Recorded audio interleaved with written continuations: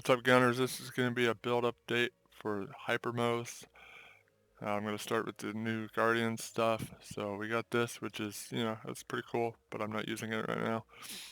And this is going to help if you get second wind. It's now a lot easier to get up if you have this skill here. And this is the one I really want to point out that helps the build. And since we're maining a rad weapon for most of the mobbing, we got radiation dots. We got fire dots from multiple sources, actually more sources now with the new skill setup I'll show you in a sec. And then we got corrosive from our green monster, so that's 15% more damage there. And then we also have a new modifier, elemental damage, which I'm working on building up now. I highly suggest doing takedown runs right now. You get a lot of loot. It only took me about 30 runs to get my redistributors. I actually got my corrosive hyper focus in here too. And then I suggest doing slaughter shops as well. Get a lot of hyper focus in there. I got a good kinetic one, a good shock one, a good fire one, and then I got this rad one here. So we're all updated on our weapons.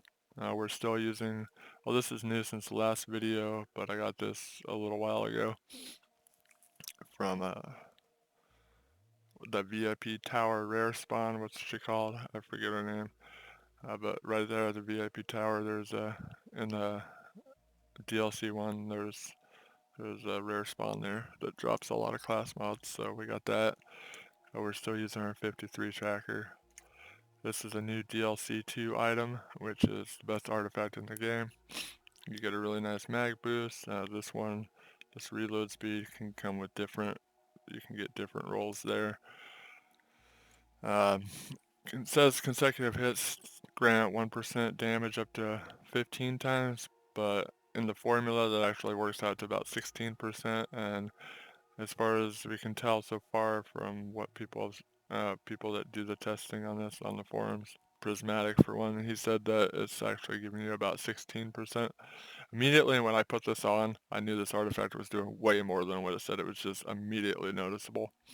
So not only are you actually getting 16% multiplicative damage because it has its own spot in the formula, at maximum stacks it says add an additional 20% damage, but that's a lie. It's actually 120% gun damage. And so that will be additive with the other consecutive hits and any other gun damage boosts you got, like if you're using Shield of Retribution stuff and stuff like that. So it's really significant. It makes a lot of difference. This is the best damage artifact in the game right now, as far as I'm concerned. It's another really cool one too, but I'm not using it for this build. I also highly suggest checking vending machines right now. There's an event going on until the second. I've gotten 3 great big boom blasters. I'm using this delay one for mobbing. I got this fleet one I'm using for Wotan. I also picked up this one out of a vending machine, which is really good too. I haven't used it yet. I also picked up this really great, oh no, not that, that came from a drop. Picked up this great stopgap as well. So check those vending machines. I really like this one with that sweet short delay, nice recharge rate. It's got a pretty good capacity on it as well, so it's pretty great. So yeah, get yourself one of these. Check those vending machines.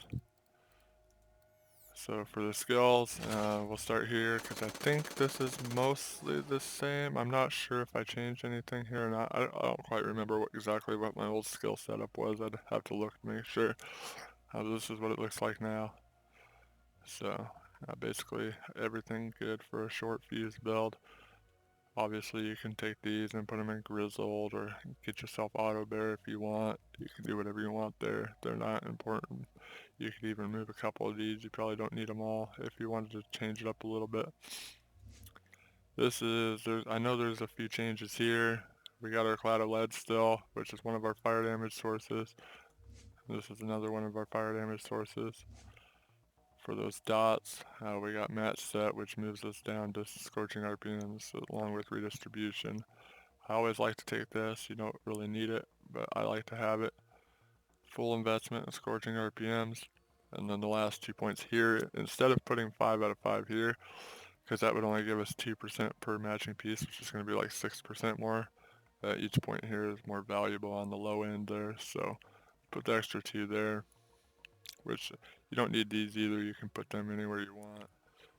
But I wanted to extend my mag just a little bit more.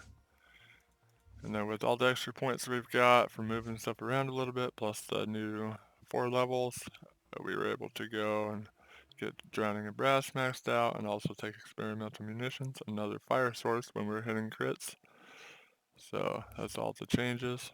And I'm going to do a true takedown run.